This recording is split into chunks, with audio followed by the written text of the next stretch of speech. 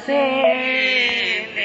सीता आचार्य जिन शासनो नति कर पूजा उपाध्याय श्री सिद्धांत सुपाठ कामनि करारत त्रया पंचैत परमेष्टिनं प्रतिदिनं कुर्वन्तु नो मङ्गलम् मङ्गलं भगवान् वीरो मङ्गलं गौतम प्रभु मङ्गलं सुभद्रा जैन धर्मो सुमङ्गलम् अज्ञानतिमिरान्धस्य ज्ञानाञ्जनशलाकया चक्षुरुन्मिलितं येन तस्मै श्रीगुरुवे नमः। सत्त्वेषु मैत्री गणेशो प्रमोदं क्लिष्टेषु जीवेषु कृपा करतु मध्यस्थे भावं विपरीतवेतौ सदा ममात्मा विदधातु देव सदा ममात्मा विदधातु देव।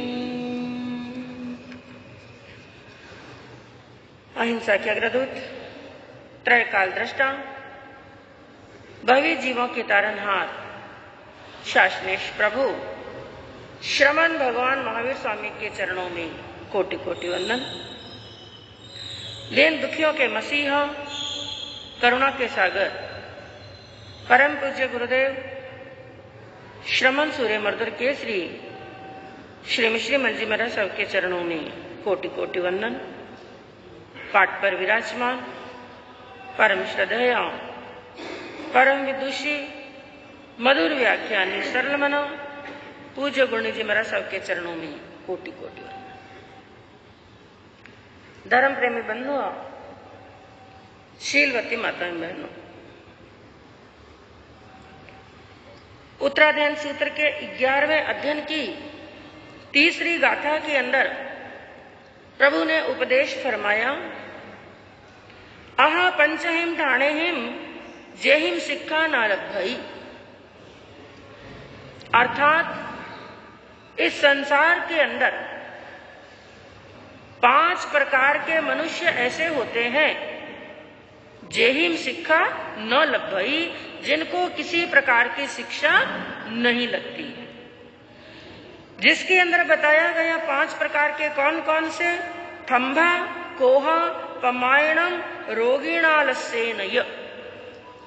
वो 5 प्रकार के कौन से हैं, जिसमें सबसे पहले बताया थंभा यानी अहंकारी, दूसरा है क्रोधी, तीसरा बताया प्रमादी, चौथा है रोगी और 5वां है आलसी। तो अहंकारी, क्रोधी, प्रमादी, रोगी और आलसी, ये 5 प्रकार के मनुष्य ऐसे हैं जो अहंकार के अंदर चूर है, या क्रोध की अग्नि के अंदर जल रहा है, या प्रमाद और आलस में पड़ा हुआ है, और शरीर के अंदर रोग हैं। ऐसे 5 प्रकार के मनुष्यों को जितनी भी शिक्षा दो, जितना भी समझाने का प्रयास करो, बड़े बड़े संत भी वाणी फरमाएं, बड़े बड़े संत भी उनको सन्मार्ग बताएं, ज्ञान की बात कहें, लेकिन उनको बात लगने वाली, जिसमें सबसे पहले प्रकार का अहंकारी, उसके बारे में थोड़ा चिंतन करेंगे। तो कहाँ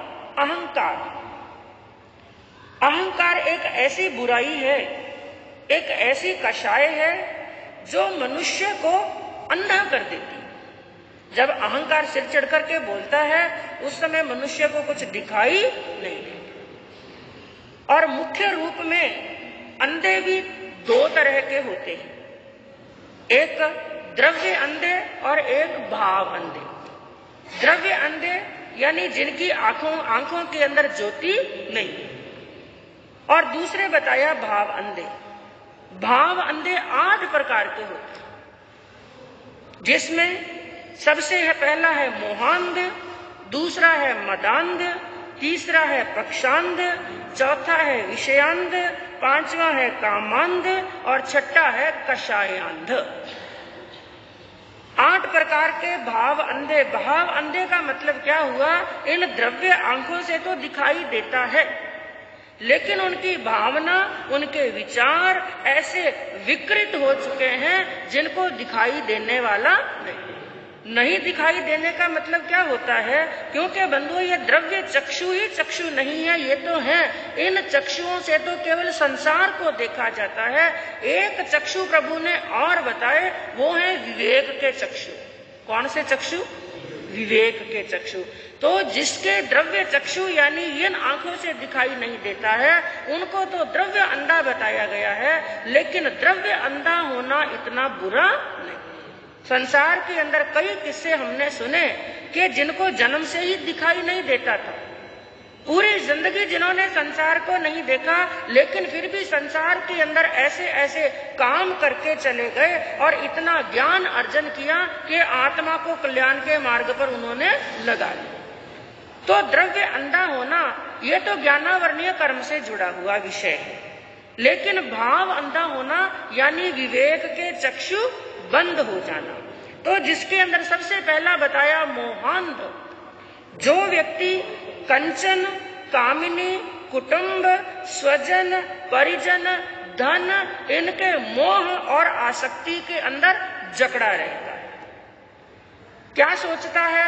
ये घर मेरा, परिवार मेरा, पत्नी मेरी, धन मेरा, संपत्ति मेरी, अपना जो है उसको तो भूल गया, जो पराया है उसको क्या मान लिया? अपना मान। और ऐसे जो कूट आसक्ति के अंदर पड़ा हुआ मनुष्य है, उनको यदि संत आकर के जिनवानी फरमाते हैं, वैराग की बात कहते हैं, तो भी लगने वाली नहीं, क्योंकि वो मोह के अंदर क्या बन चुके हैं?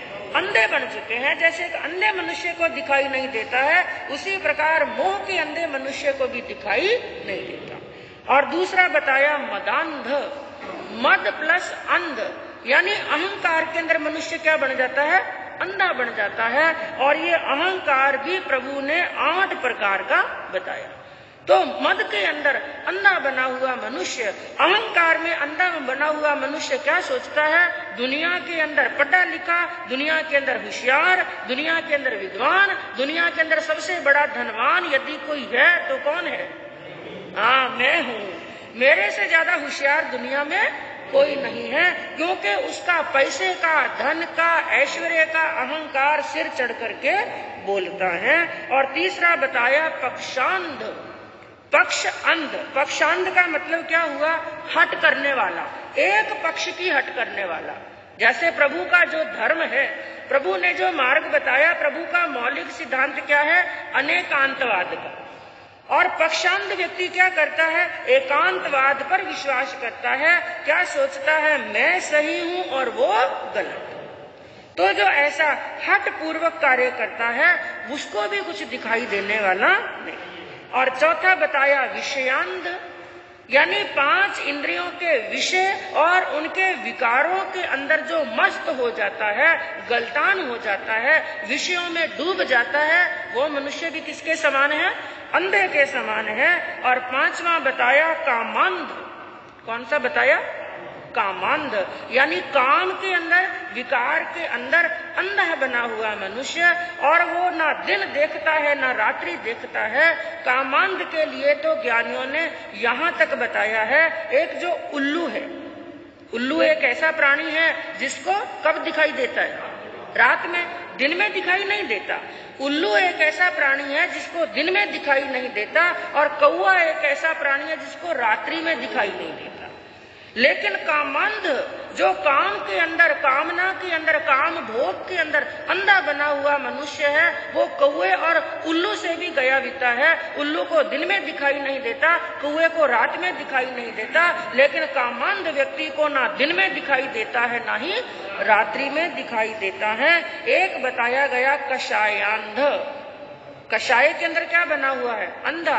क्रोध, मान, माया और लोभ, तीव्र कषाय के वश हुआ मनुष्य। इस प्रकार से लगभग 8 प्रकार के अंधे बताए गए हैं, जिनके अंदर कहा द्रव्य अंधा होना इतना बुरा नहीं है जितना भावांध होना बुरा है। तो मदांध, जब व्यक्ति के ऊपर बंधु अहंकार छाता है, घमंड छाता है, उसे कोई कितनी भी शिक्षा देने का प्रयास करे, जब तक वो अच्छी तरह से परास्त नहीं होता है, जिंदगी की जंग में हारता नहीं है, तब तक उसकी आंख खुलने वाली। जैसे एक नाम सुना आपने शंभूम चक्रवर्ती का। किसका नाम? शंभूम चक्रवर्ती। 12 चक्रवर्ती हुए। प्रत्येक काल के अंदर, चाहे उत्सर्पणी काल है चाहे अवसर्पणी काल है, कितने चक्रवर्ती होते हैं? 12 चक्रवर्ती होते हैं। तो इस अवसर्पणी काल के अंदर भी 12 चक्रवर्ती हुए। 12 चक्रवर्तियों में 10 चक्रवर्ती तो कहां पर गए? मोक्ष में। और 2 चक्रवर्ती कहां गए? नारकी के अंदर, क्योंकि चक्रवर्तियों की गति बताई गई। चक्रवर्ती मर करके नारकी के अंदर जाता है, और चक्रवर्ती यदि अपने घर बार का, परिवार का त्याग करके संयम ले ले तो कहां जाते हैं? मोक्ष में जाते हैं। तो ये निश्चित उनकी गति है। 2 चक्रवर्ती मर करके नारकी में गए। एक ब्रह्मदत्त चक्रवर्ती, जिनका वर्णन उत्तराध्यान सूत्र के अंदर बड़े विस्तार पूर्वक आपने श्रवण किया, और दूसरे चक्रवर्ती हुए शंभूम चक्रवर्ती, वो भी मर करके नारकी में गए। ब्रह्मदत्त तो इस कारण से गए क्योंकि उन्होंने क्या कर लिया था? निदान कर लिया था। निदान करने के कारण से घरबार का त्याग नहीं कर सके। लेकिन शंभूम चक्रवर्ती ने कोई निदान नहीं किया था, लेकिन वो अंधा बन गया था। कैसा अंधा? मदांध, अहंकार के अंदर अंधा। और अहंकार है, चाहे लोभ है, चाहे क्रोध है, चाहे मान है, ये सब इंसान को अंधा बना देते हैं। पहले तो मन के अंदर जागा लोभ। क्या लोभ जागा? उसने क्या विचार किया मन के अंदर? इस दुनिया के अंदर जितने भी चक्रवर्ती होते हैं वो 6 खंड पर राज्य करते हैं, लेकिन मैं क्या करूंगा? 6 का 6 पर ही करूं। पहले के जितने चक्रवर्ती हुए उन्होंने 6 पर किया, और मैं भी 6 पर करूं, तो उनमें और मेरे में क्या अंतर है? क्योंकि जो अहंकार होता है ना, ये मनुष्य को कुछ ऐसा करने के लिए मजबूर कर देता है। अहंकारी व्यक्ति क्या सोचता है? मैं ऐसे शिखर पर पहुंच जाऊं, ऐसे शिखर पर पहुंच जाऊं जहां पर आज दिन तक कोई भी नहीं पहुंचा। लेकिन ज्ञानियों ने क्या कहा? यह धरती गोल है। यह धरती क्या है? गोल है। इसको समझने का प्रयास करना कि अहंकारी व्यक्ति ये सोचता है मैं सबसे आगे निकल जाऊं। आगे निकलने की चाह हो तब तक तो सही। कोई व्यक्ति आगे बढ़ना चाहे, यह कोई बुरा नहीं है। आगे बढ़ने की चाह बुरी नहीं है। मैं आगे निकल जाऊं, यह व्यक्ति सोच सकता है तब तक तो सही। लेकिन वो गलती क्या करता है? जब वो ये सोचता है मैं सबसे आगे निकल जाऊं। ना कोई आज दिन तक सबसे आगे निकला है और ना ही निकल सकता है, क्योंकि ये धरती गोल है। आगे आगे निकलते निकलते निकलते एक बार वो स्थिति आ जाती है कि पहले वाली स्थिति। हाँ, एक के आगे एक खड़ा है, एक के आगे एक खड़ा है, कोई ऐसे शिखर पर पहुंचने वाला नहीं। तो शंभूम के मन के अंदर क्या विचार आया? अरे 6 खंड तो सब साधते हैं, उनमें और मेरे में क्या अंतर है? इसलिए मैं क्या करूंगा? 7वें खंड की साधना करूंगा।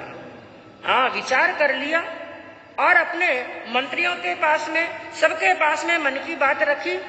और चक्रवर्ती की सेवा के अंदर देवता भी रहते हैं और देवताओं को अवधि ज्ञान होता है। देवताओं के सामने ये बात आई तो देवताओं ने समझाने का प्रयास किया, राजन, ना पहले कभी ऐसा हुआ है, ना आज होगा, और ना ही भविष्य में कभी होने वाला है कि चक्रवर्ती 7वें खंड की साधना करे। तो शंभूम ने अहंकार के अंदर आकर के कहा, अरे वही तो मैं करने वाला हूँ। जो अनहोनी है मैं क्या करूंगा? उसको साकार करूंगा। लेकिन ज्ञानियों ने कहा, होनी कभी टलती नहीं, अनहोनी कभी होती नहीं। वो अहंकार के अंदर अंधा होकर के अनहोनी बात करना चाहता था। देवताओं ने बहुत समझाने का प्रयास किया, लेकिन शंभूम ने क्या कहा, तुम लोगों को साथ में चलना हो तो चले, नहीं तो मैं अकेले ही 7वां खंड साधने के लिए जाऊंगा। और 7वां खंड साधने के लिए उनको क्या पार करना पड़ेगा? भरत क्षेत्र के अंदर तो कितने खंड हैं? 6 खंड हैं। और 7वां खंड साधने के लिए क्या पार करना पड़ेगा? लवण समुद्र। लवण समुद्र पार करके कहां पर जाना पड़ेगा? धातकी खंड के। तो बंधु उसने जाने की तैयारी की। और जो चक्रवर्तियों के पास में 14 रत्न होते हैं, कितने रत्न होते हैं? 14 रत्न। उनके अंदर एक रत्न होता है जिनका नाम है चरम रत्न। अलग अलग रत्नों की एक विशेषता होती है, कई पंचेंद्रिय होते हैं, कई एकेंद्रिय होते हैं। जैसे राजा की श्रीदेवी है, चक्रवर्ती की श्रीदेवी है, वो भी एक रत्न है और वो पंचेंद्रिय रत्न है। तो इसी प्रकार का एक चरम नाम का रत्न होता है, एकेंद्रिय रत्न। उस रत्न की क्या विशेषता होती है? उस रत्न को जब चक्रवर्ती आज्ञा देते हैं तो वो रत्न एक विशाल जहाज का निर्माण कर लेता है।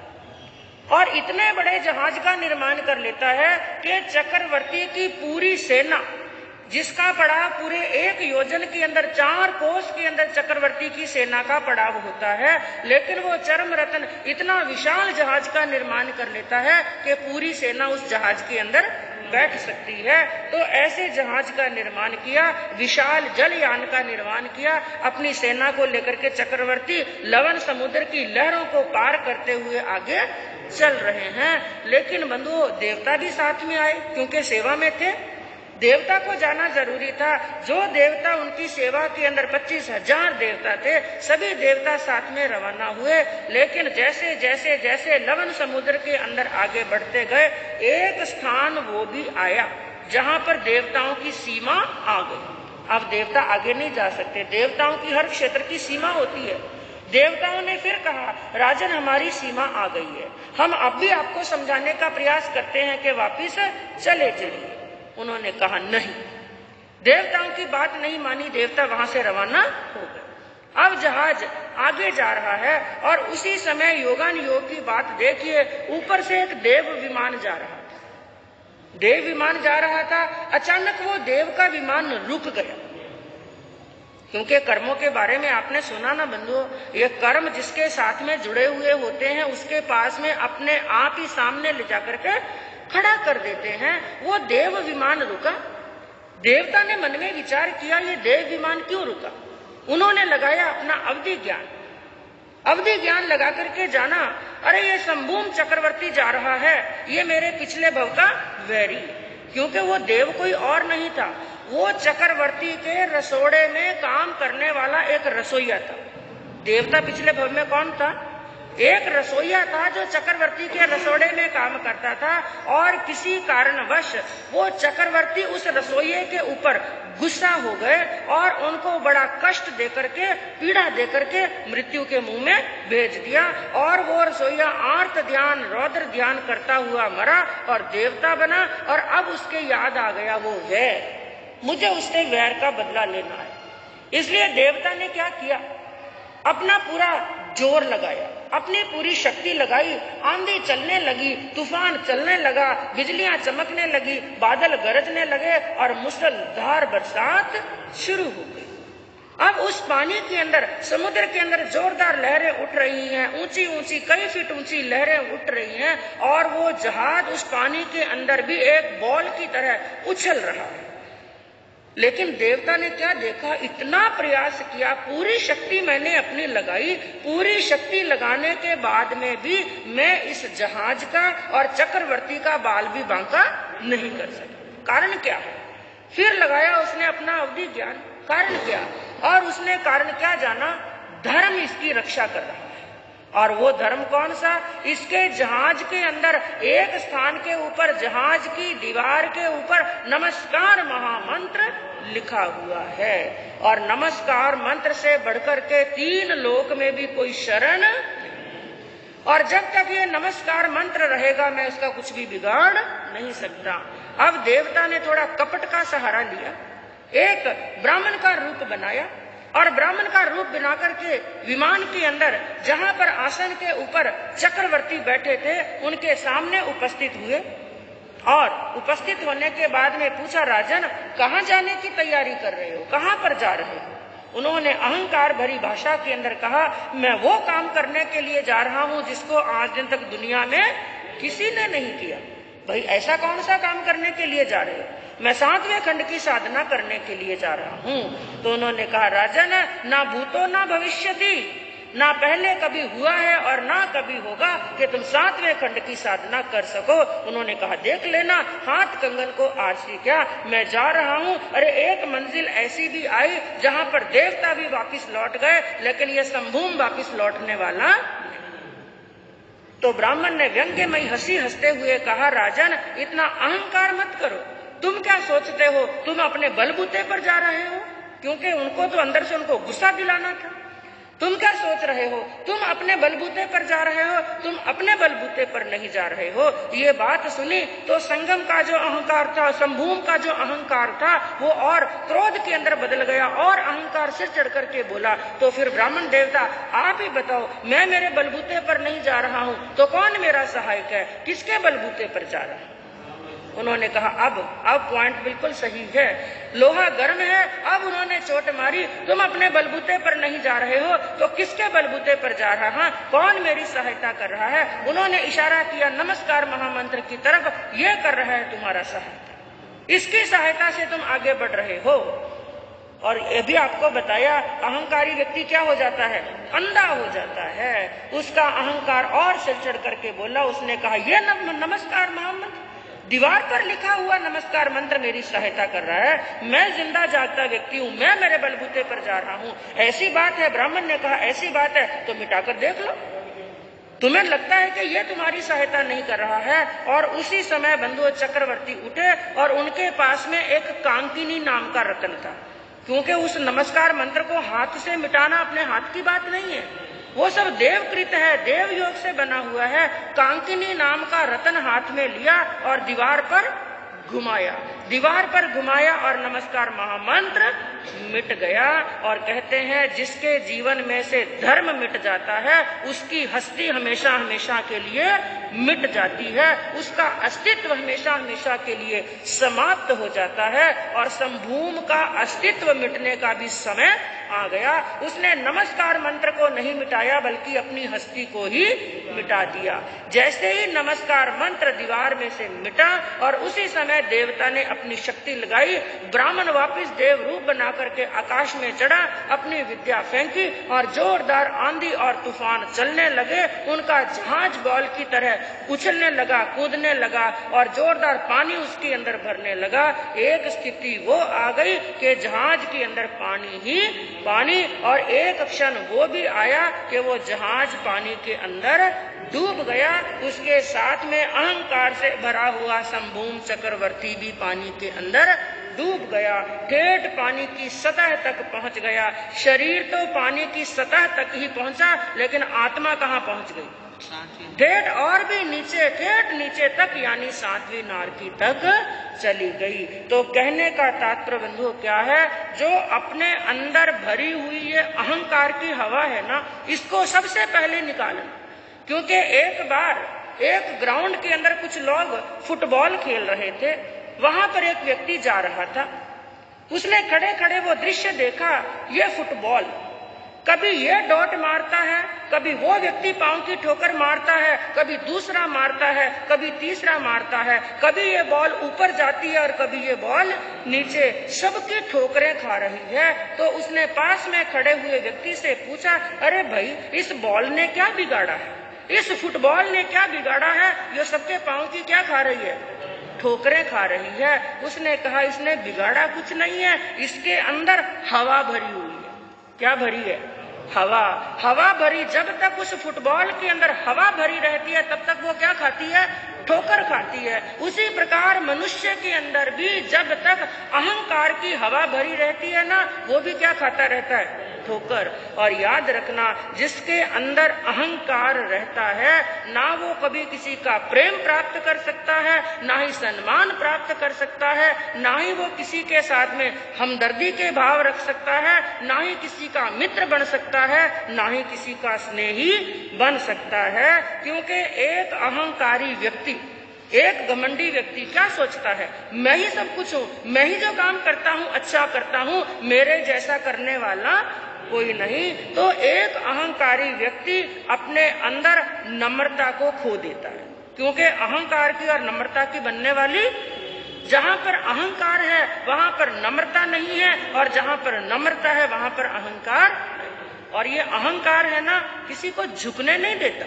याद रखना, अंदर झुकने की भावना नहीं आती। झुकता कौन है? जिसमें क्या है? नम्रता। और अहंकार भरा हुआ है। आपने महाभारत का युद्ध सामने तो नहीं देखा, लेकिन किसमें देखा? टीवी में तो सबने देखा। महाभारत का युद्ध देखा, क्योंकि जिस समय ये रामायण और महाभारत नई नई आई ना, उस समय जोश और उमंग कुछ और ही था। हाँ, आज कोई टीवी देखने का आनंद है क्या? नहीं, कुछ भी नहीं। उस समय क्या जोश था। संडे को आती रामायण, 6 दिन तक इंतजार करते, रामायण आने वाली है रामायण। उस समय भूख प्यास सब मिट जाता था। पूरा दिन रात सपने किसके आते थे? रामायण और महाभारत के। तो महाभारत रामायण लगभग सबने देखी, आपने भी देखी और हमने भी देखी।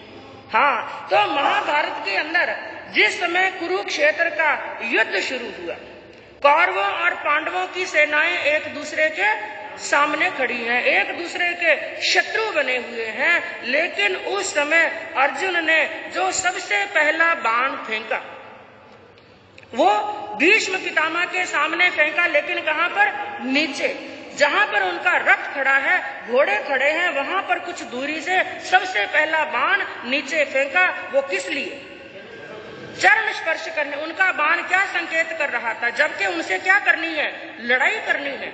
वो उनके शत्रु हैं, लेकिन कितनी विनम्रता। उन्होंने सबसे पहला बाण प्रणाम करने के लिए, नमन करने के लिए जब पहला बाण फेंका, तो भीष्म पितामह का हाथ आशीर्वाद के लिए उठ गया और उन्होंने सहसा ही कह दिया, विजयी भव। जब उन्होंने विजयी भव कहा, तो सामने बाजू में कौन खड़ा था? दुर्योधन। दुर्योधन के मन में विचार आया, उसका क्रोध जोरदार एकदम पारा हाई हो गया। विचार करने लगे और पूछने लगे भीष्म पितामह से, पितामह आप उनकी तरफ हैं कि मेरी तरफ? आप उनके पक्ष में लड़ रहे हैं कि मैं मेरे पक्ष में लड़ रहे हैं? उन्होंने कहा, बेटा मैं लड़ तो तुम्हारे पक्ष में ही रहा हूं, तो फिर विजय भव का आशीर्वाद उसको आपने क्यों दिया है? उसको क्या कहा? ये आशीर्वाद मैंने नहीं दिया है, उसकी नम्रता ने, उसकी विनम्रता ने ये आशीर्वाद दिलाया है। और ये नम्रता यदि तुम्हारे अंदर होती दुर्योधन, तो ये पहला आशीर्वाद किसको मिलता? तुमको मिलता। तो ये होती है विनम्रता, ये होती है नम्रता। लेकिन एक अहंकारी व्यक्ति क्या करता है? अपने अंदर नम्रता के गुणों को खो देता है, अपने अंदर हमदर्दी के गुणों को खो देता है, मिलनसारता के गुणों को खो देता है। और एक अहंकारी व्यक्ति के अंदर इंसानियत भी रहने वाली नहीं है। और बंधुओं, चिंतन केवल इतना करना है कि अहंकार करना किसका? ऐसा हमारे पास में है क्या जिसका हम क्या करें? अहंकार। लेकिन फिर भी अहंकार है कितना? आसमान जितना ऊंचा है। तो 4 लाइनें कह करके अपने वक्तव्य को विराम दूंगी। क्या कहा कि जलती लकड़ी देखकर मन में आया विचार। एक लकड़ी को जलती हुई देखा तो मन के अंदर क्या आया? विचार आया। जलती लकड़ी देखकर मन में आया विचार, तन की होनी यही गति, फिर कैसा अहंकार। जो गति लकड़ी की हो रही है, लकड़ी धुंधु करके जल रही है, लकड़ी की तरह मुझे भी क्या होना है? जलना है। ये लकड़ी जल करके राख हो रही है, मेरी भी 2 मुट्ठी क्या हो जाएगी? राख। और राख बनने के बाद में वो राख चाहे राजा की है, वो राख चाहे रंक की है, वो राख चाहे धनवान की है, चाहे निर्धन की है, राख केवल राख है। इसलिए बंधुओं, अहंकार कोई करने योग्य वस्तु नहीं। तो अहंकार को त्याग करके विनम्र बनेंगे, अपने आप को कभी बड़ा ना समझ करके क्या समझेंगे? छोटा समझेंगे। ऐसे भाव आएंगे बंधुओं तो इस भव में पर भव में कल्याण ही कल्याण। इसी भावना से शांत से